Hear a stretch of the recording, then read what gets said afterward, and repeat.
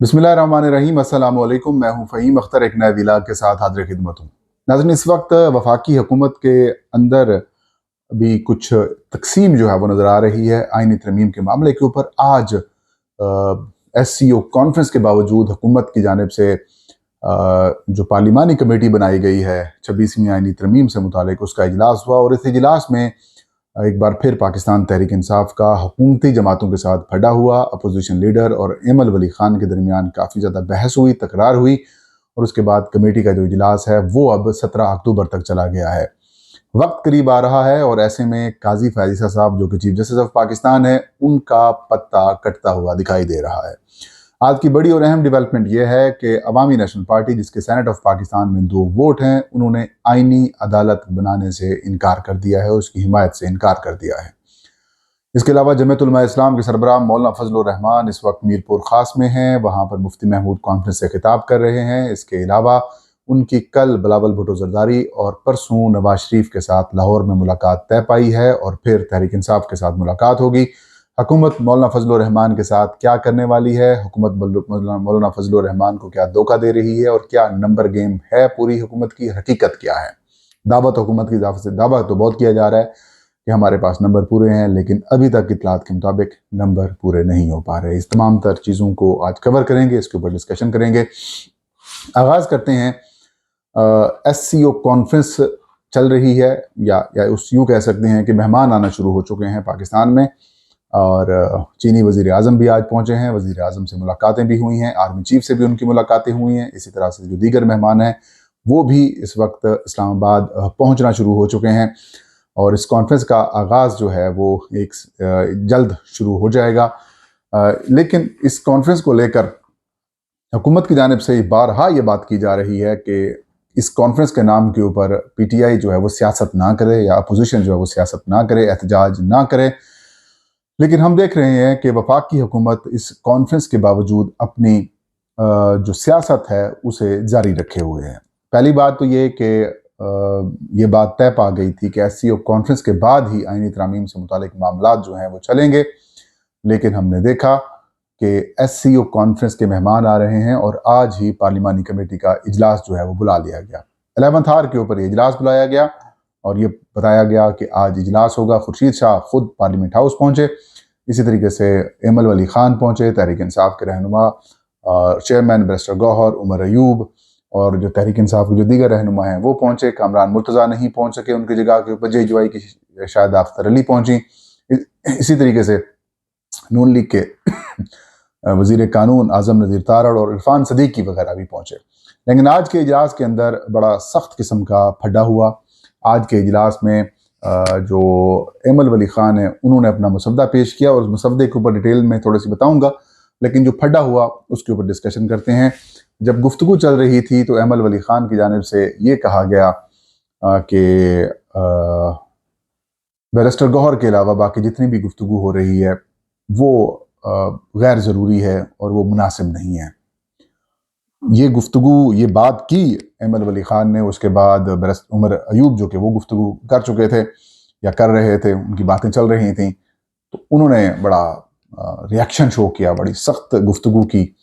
फिर एमल वली खान ने कहा मैंने आपको मुखातिब नहीं किया, मैंने तो जो चेयर कमेटी हैं उनको मुखातिब किया है। और उसके बाद मामला जो है वो बढ़ते गए और उसके बाद कमेटी का इजलास ही मौखर कर दिया गया 17 अक्टूबर तक। लेकिन उससे पहले जो कमेटी के अंदर डिस्कशन हुई,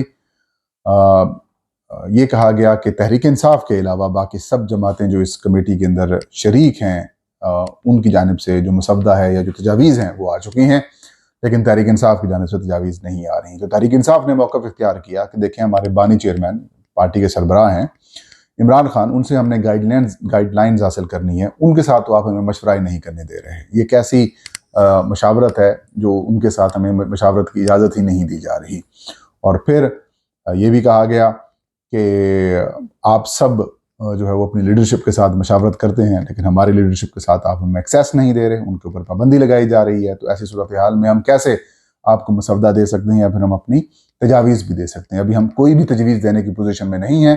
ताहम इमरान खान साहब के साथ अगर हमारी मुलाकात हो जाती है, वो हमें मैंडेट दे देते हैं, तो फिर हम आपके साथ तजावीज़ भी शेयर करेंगे और मशवरा भी जो मुसवदा है वो भी देंगे। ताहम अभी ہم نے مولانا فضل الرحمان کے ساتھ مشاورت کی ہوئی ہے، انہی کو ہم ساری چیزیں فراہم کریں گے۔ اور ANP کا جو ڈرافٹ سامنے آیا ہے، اس میں چیف جسٹس قاضی فائز عیسیٰ کو بڑا جھٹکا لگا ہے، کیونکہ عوامی نیشنل پارٹی نے بھی آئینی عدالت کی بجائے بینچز کی حمایت کر دی ہے، مولانا فضل الرحمان والے مسودے کی تقریباً حمایت کی ہے، اور یہ کہا ہے کہ آئینی عدالتیں نہیں ہونی چاہیے، سپریم کورٹ یا پھر ہائی کورٹس کو با اختیار بنانا چاہیے، اور ادھر ہی کوئی بینچ اگر بن جاتے ہیں تو پھر اس طرح معاملات ہونے چاہیے۔ اس طرح سے اگر سپریم کورٹ کو فارغ کر دیا جائے گا یا اس کے اختیارات کم کر دیے جائیں گے تو ایک ایشو پیدا ہو جائے گا۔ عوامی نیشنل پارٹی نے یہ بھی تجویز کیا کہ خیبر پختونخوا کا نام صرف پختونخوا کیا جائے اور وہاں سے خیبر ہٹا دیا جائے، اور آئین کی آرٹیکل 76 اور آئین کی آرٹیکل 1 کے اندر بھی ترمیم انہوں نے تجویز کی ہے۔ اب اس کے اوپر مزید جو ڈسکشن ہے وہ 17 اکتوبر کو ہوگی، اور آج کے اجلاس میں وزیر قانون کی جانب سے یہ کہا گیا کہ نامعلوم وجوہات کی بنا کے اوپر جو سب کمیٹی ہے اس کا اجلاس نہیں ہو سکا، تاہم سب کمیٹی کا اجلاس فوری طور پر بلانے کی ہدایت کی، اور یہ کہا کہ جلد از جلد اس معاملے کو نمٹا کر رپورٹ مرکزی کمیٹی کے اندر پیش کی جائے۔ اب معاملہ تو بڑا سنگین ہوتا جا رہا ہے، کیونکہ عوامی نیشنل پارٹی کے 2 ووٹ ہیں سینٹ آف پاکستان میں، اور پہلے بھی حکومت کے پاس جو نمبر پورے نہیں ہیں ہو پا رہے سینٹ آف پاکستان میں بھی، قومی اسمبلی میں بھی، تو ایسی صورتحال میں اب عوامی نیشنل پارٹی نے بھی جو اپنی یہ ڈیمانڈ کی ہے، یقیناً حکومت کے لیے پریشان کن صورتحال پیدا ہو سکتی ہے۔ لیکن میں یہ سمجھتا ہوں کہ عوامی نیشنل پارٹی کی جو موجودہ لیڈرشپ ہے وہ کافی زیادہ کمپرومائز ہے۔ وہ لیڈرشپ جو ہے وہ اس کو آپ کہہ سکتے ہیں کہ اس کو آپ جو عوامی نیشنل پارٹی کی حقیقی لیڈرشپ ہے اس سے کافی دور ہیں۔ یہ طاقتور حلقوں کے ماتحت آ چکے ہیں یا پھر ان کے کنٹرول میں ہیں، جیسے وہاں سے حکم ہوگا انہوں نے مان جانا ہے۔ اور دوسری بات یہ کہ شاید جو MQM ہے اس کی طرح یہ بھی اب اپنا ریٹ لگوانا چاہ رہے ہیں، یہ بھی اپنی کی بات منوانا چاہ رہے ہیں۔ لیٹس سی کہ وہ کیا منوانا چاہ رہے ہیں، لیکن اچانک ان کی یہ جو گفتگو سامنے آئی ہے، یہ جو ڈیمانڈ سامنے آئی ہے، اس سے وقتی طور پر حکومت کو تھوڑی سی پریشانی کا سامنا کرنا پڑ سکتا ہے۔ اب آتے ہیں مولانا فضل الرحمان کے اوپر۔ جمعیت علماء اسلام کے سربراہ مولانا فضل الرحمان اس وقت کلیئر پوزیشن اختیار کر چکے ہیں کہ کسی جج کی ایکسٹینشن نہیں ہونی چاہیے، جج کی عمر میں بھی اضافہ نہیں ہونا چاہیے، آئینی عدالت بھی نہیں ہونی چاہیے، پیرالل سپریم کورٹ یا ہائی کورٹ کے مقابلے میں بھی کوئی نئی عدالت نہیں ہونی چاہیے، اور جو سپریم کورٹ اور ہائی کورٹ کے اختیارات ہیں ان کے اوپر بھی کسی قسم کی کوئی کمی نہیں ہونی چاہیے۔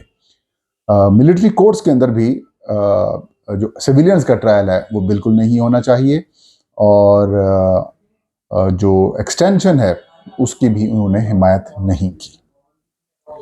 اب جمعیت علماء اسلام کا واضح موقف آنے کے بعد حکومت رابطے کر رہی ہے جمعیت علماء اسلام کے ساتھ۔ پہلے جمعیت علماء اسلام خود انگیج کر رہی تھی حکومت کو، لیکن اب جمعیت علماء اسلام کو حکومت انگیج کر رہی ہے۔ بلاول بھٹو زرداری، پیپلز پارٹی نے اور مسلم لیگ نون نے رابطے کیے ہیں مولانا فضل الرحمان سے، اور یہ کہا ہے کہ آپ ہمارے ساتھ ملاقات کر لیں۔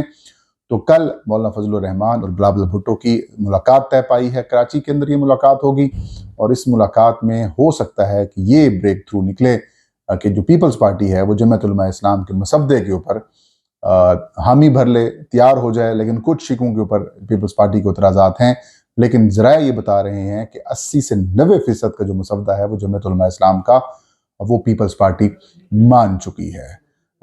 پیپلز پارٹی آئینی عدالت کی جگہ کے اوپر آئینی بینچ بنانے کے اوپر بھی کسی حد تک آمادہ ہے، لیکن اس کے لیے وہ چاہ رہے ہیں کہ جو ججز کی تعیناتی ہے، سپریم کورٹ کے چیف جسٹس کی جو تعیناتی کا معاملہ ہے وہ پھر ایک پینل کی صورت میں آنا چاہیے، یعنی کہ منصور علی شاہ صاحب کو چیف جسٹس بنانے سے روکنے کی کوششیں جو ہیں وہ پیپلز پارٹی کر رہی ہے، لیکن جمعیت علماء اسلام یہ بھی تسلیم نہیں کرے گی۔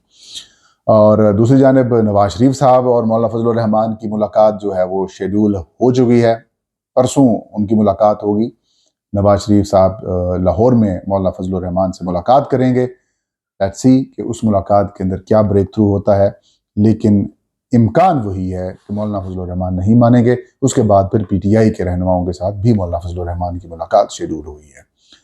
اب حکومت یہ دعوے کر رہی ہے کہ ان کے پاس نمبر پورے ہو چکے ہیں، لیکن نمبر ابھی تک پورے نہیں ہیں۔ اگر نمبر حکومت کی جانب سے یا حکومت کے نمبر پورے ہو جاتے ہیں تو میں یہ سمجھتا ہوں کہ حکومت نے 1 منٹ بھی نہیں لگانا کہ آئینی ترمیم انہوں نے کر دینی ہے، اور کسی قسم کی اور مشاورت بھی انہوں نے نہیں کرنی. لیکن اس وقت ان کے پاس نمبر پورے نہیں ہیں اور کوششیں ابھی بھی جاری ہیں. لوگوں کو توڑنے کی کوششیں کی جا رہی ہیں, ان کے رشتہ داروں کو ذریعے بلیک میل کرنے کی کوشش کی جا رہی ہے, ان کو آفرز کی جا رہی ہیں, زمین خریدنے کی کوشش کی جا رہی ہے.